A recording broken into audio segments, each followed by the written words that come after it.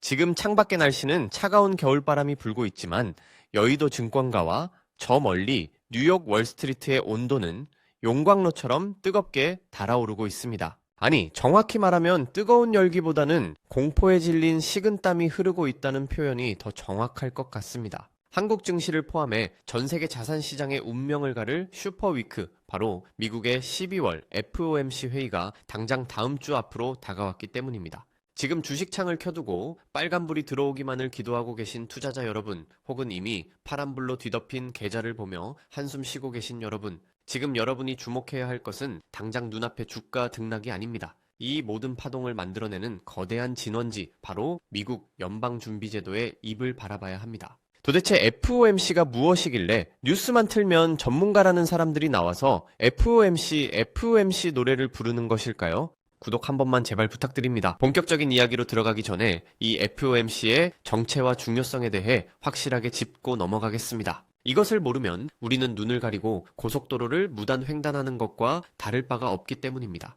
FOMC, 풀어서 말하면 연방공개시장위원회입니다. 쉽게 말해 미국의 중앙은행인 연방준비제도, 즉 연준의 수뇌부들이 모여서 회의를 하는 자리입니다. 미국 전역에 흩어진 연방준비은행 총재들과 연준 이사들 총 12명의 위원들이 커다란 타원형 테이블에 둘러앉아 투표를 합니다. 무엇을 위한 투표일까요? 바로 돈의 값, 즉 미국의 기준금리를 결정하는 투표입니다. 우리가 사는 자본주의 세상에서 금리는 곧 중력과 같습니다. 금리가 낮다는 것은 중력이 약하다는 뜻입니다. 돈을 빌리는 비용이 싸니까 시중에 돈이 풀리고 그 돈은 더 높은 수익을 쫓아 주식으로, 부동산으로, 코인으로 날아오릅니다. 자산 가격이 둥둥 떠오르는 것이죠.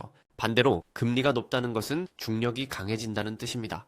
돈을 빌리는 이자가 비싸지니 사람들은 투자를 줄이고 빚을 갚습니다. 시중에 돈이 마르면서 하늘 높이 떠있던 자산 가격들은 바닥으로 곤두박질 치게 됩니다. 그런데 이 중력을 조절하는 레버를 쥔 사람들이 바로 FOMC 위원들입니다. 그들이 회의 끝에 성명서를 발표하고 의사봉을 두드리는 그 순간 전 세계 자금의 흐름이 바뀝니다. 미국이 금리를 올리면 위험한 신흥국에 투자되었던 돈들은 안전하고 이자도 많이 주는 미국으로 썰물처럼 빠져나갑니다. 대한민국처럼 수출로 먹고 살며 자본시장이 개방된 나라는 직격탄을 맞게 됩니다. 외국인들이 삼성전자를 팔고 달러를 챙겨 떠나면 원화 가치는 폭락하고 주가는 무너집니다. 이것이 바로 우리가 태평양 건너 남의 나라 회의에 밤잠을 설치며 주목해야 하는 이유입니다. 특히 이번 FOMC는 평소와 차원이 다릅니다. 단순히 금리를 몇 %로 할지 결정하는 것을 넘어 3개월마다 한 번씩 공개되는 점도표가 나오는 날이기 때문입니다. 점도표란 연준 위원들이 생각하는 미래의 금리 수준을 점으로 찍어서 보여주는 표입니다.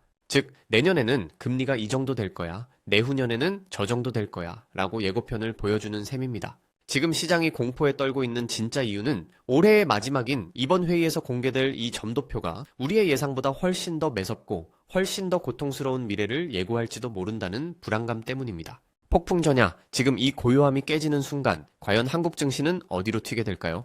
이제부터 그 구체적인 시나리오를 분석해 보겠습니다. 올 한 해를 돌아보면 우리는 불확실성이라는 단어와 싸워왔습니다. 그리고 그 불확실성의 정점에는 도널드 트럼프 대통령이 있습니다. 1년 전 트럼프 2기 행정부가 출범할 때만 해도 시장은 트럼프 랠리를 기대했습니다. 법인세를 깎아주고 규제를 풀어주면 기업 실적이 좋아지고 주가가 오를 것이라는 단순한 논리였습니다. 하지만 1년이 지난 지금 현실은 어떻습니까? 우리는 트럼프노믹스의 역습을 목격하고 있습니다. 트럼프 대통령의 경제 정책은 크게 두 가지 기둥으로 이루어져 있습니다. 하나는 감세, 다른 하나는 관세입니다. 세금을 깎아주니 정부의 수입은 줄어듭니다. 그런데 미국 정부는 돈 쓸 곳이 너무나 많습니다. 결국 부족한 돈을 메우기 위해 국채를 찍어내 빚을 냅니다. 국채 공급이 쏟아지니 국채 가격은 떨어지고 반대로 국채 금리는 치솟습니다. 시장 금리가 오르니 기업들의 대출 이자 부담은 커지고 주식 시장의 매력은 떨어집니다. 여기에 더 무서운 것은 관세입니다. 트럼프 행정부는 공약대로 전 세계를 상대로 무역 장벽을 높였습니다. 특히 중국산 수입품에 대한 고율 관세, 그리고 동맹국이라 할지라도 봐주지 않는 보편적 관세는 수입 물가를 끌어올렸습니다. 싼 물건이 들어오지 못하니 미국의 소비자 물가는 다시 꿈틀대기 시작했습니다. 우리가 기껏 잡아놨다고 생각했던 인플레이션이라는 괴물이 관세라는 먹이를 먹고 다시 부활한 것입니다. 이 지점에서 연준의 제롬 파월 의장은 딜레마에 빠집니다. 연준의 존재 이유는 물가 안정입니다. 물가가 오르면 금리를 올려서 돈줄을 죄어야 합니다. 그런데 경기를 보면 상황이 좋지 않습니다. 고금리가 장기화되면서 미국의 소비는 둔화되고 있고 고용시장에서도 실업률이 슬금슬금 올라가는 균열 조짐이 보입니다. 경기를 살리려면 금리를 내려야 하는데 물가를 잡으려면 금리를 올려야 하는 진퇴양난, 바로 스태그플레이션의 그림자가 미국 경제를 덮치고 있는 것입니다. 다음 주 FOMC 회의에서 파월 의장이 짊어진 짐은 그 어느 때보다 무겁습니다. 만약 그가 물가가 다시 불안하다, 금리 인하는 시기상조다 라고 매파적인 발언을 쏟아낸다면 이는 시장에 찬물을 끼얹는 수준이 아니라 얼음물을 들이붓는 충격이 될 것입니다. 시장 참여자들은 내심 경기가 어려우니 연준이 금리를 내려주겠지라는 기대를 품고 있는데 이 기대가 산산조각 나는 순간 실망 매물이 쏟아질 것이기 때문입니다. 반대로 파월이 정치적 압박을 의식해 물가가 불안함에도 불구하고 비둘기파적인 발언, 즉 금리 인하를 시사한다면 당장은 주가가 오를 수 있습니다. 하지만 이것은 진통제일 뿐입니다. 인플레이션을 잡지 못한 상태에서의 금리 인하는 결국 더 큰 물가 상승을 불러올 것이고 나중에는 더 큰 폭의 금리 인상이라는 고통으로 되돌아올 것을 스마트한 투자자들은 알고 있습니다. 이번 회의에서 발표될 경제 전망 보고서, 즉 SEP-CP도 주목해야 합니다. 연준이 내년도 경제 성장률 전망치를 낮추고 실업률 전망치를 높인다면 이는 공식적으로 경기 침체가 오고 있다라고 인정하는 꼴이 됩니다.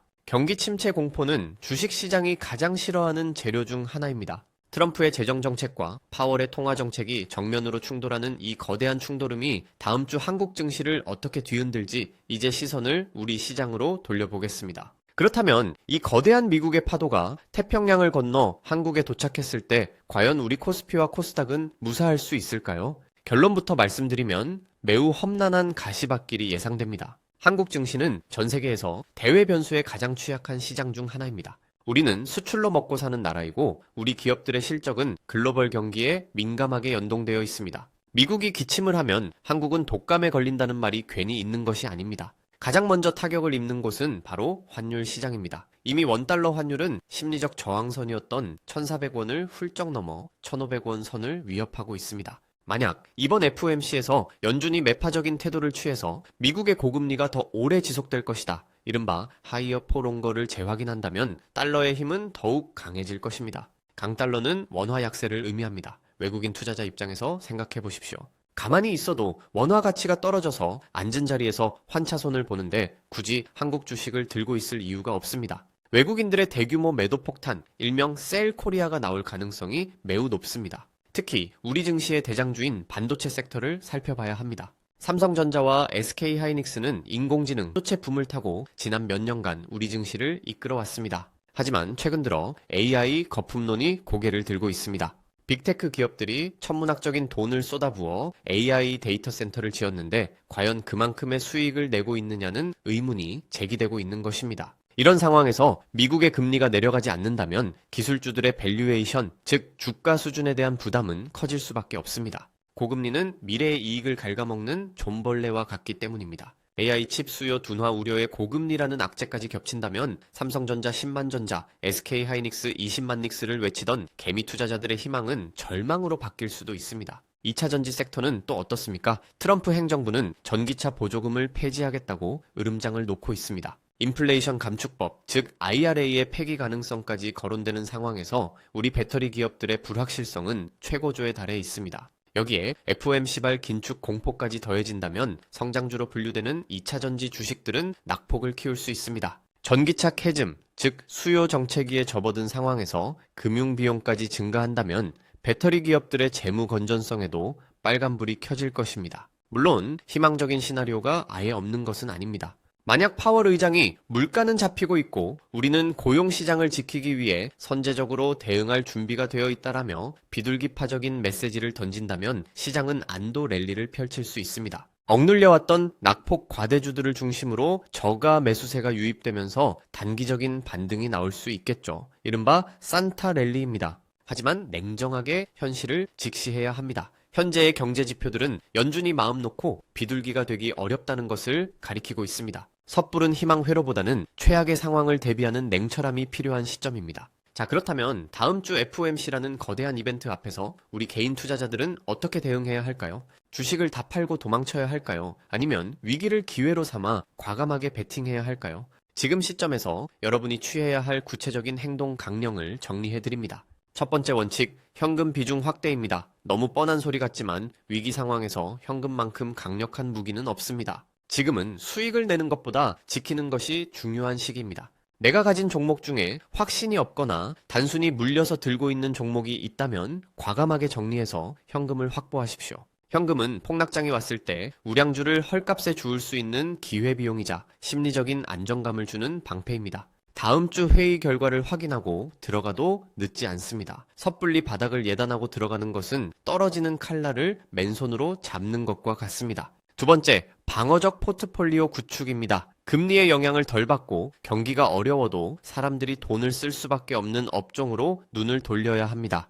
대표적인 것이 통신, 음식료, 그리고 전력 인프라 관련주입니다. 사람들은 경기가 어려워도 밥은 먹어야 하고 스마트폰은 써야 하며 전기는 써야 합니다. 또한 고배당주에 주목하십시오. 주가가 지지부진하더라도 확실한 배당 수익이 보장되는 은행, 금융지주사들은 하락장에서 훌륭한 버팀목이 되어줍니다. 특히 연말 배당 시즌이 다가오고 있는 만큼 배당주는 매력적인 피난처가 될 수 있습니다. 세 번째, 환율 변동성 해지입니다. 원달러 환율이 계속 오를 것으로 예상된다면 달러 자산을 보유하는 것이 유리합니다. 미국 당위 국채 ETF나 달러 선물 ETF를 통해 포트폴리오의 통화를 분산시키십시오. 만약 한국 주식이 폭락하더라도 달러 자산의 가치가 오르면서 전체 계좌의 손실을 방어해 줄 것입니다. 이는 선택이 아니라 필수 생존 전략입니다. 마지막으로 레버리지 사용 금지입니다. 이것은 간곡하게 부탁드립니다. 다음 주는 변동성의 끝판왕을 보여줄 수 있습니다. 빚을 내서 투자하는 신용융자나 미수거래는 절대 금물입니다. 순간적인 급락이 나오면 반대 매매를 당해 깡통 계좌가 될 수 있습니다.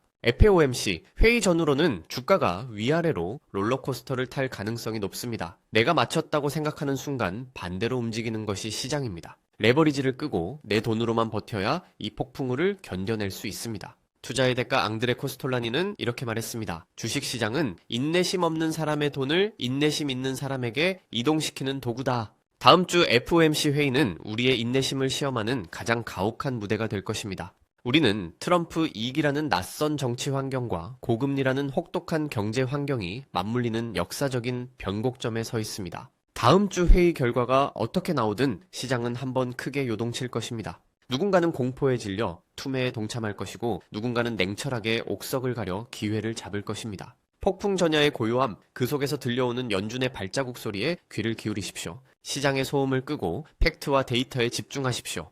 점도표의 점 하나가 어디에 찍히는지, 파월 의장의 입술이 어떻게 움직이는지 면밀하게 관찰하십시오. 그리고 준비하십시오. 폭풍은 영원히 계속되지 않습니다. 비가 온 뒤에 땅이 굳듯이 이 혼란이 지나가고 나면 더 단단해진 시장, 그리고 저평가된 우량주들이 우리를 기다리고 있을 것입니다. 오늘의 이 긴급 점검이 다가올 다음 주 격변의 장세에서 여러분의 소중한 자산을 지키는 나침반이 되기를 간절히 바랍니다. 한국 증시가 비록 지금은 힘들지만 현명한 투자자 여러분이 있기에 다시 일어설 것이라 믿습니다. 저는 다음 주 FOMC 회의 결과가 발표되는 즉시 가장 빠르고 정확한 분석으로 다시 찾아오겠습니다. 부디 살아남으십시오. 그리고 기회를 잡으십시오. 시청해주셔서 감사합니다.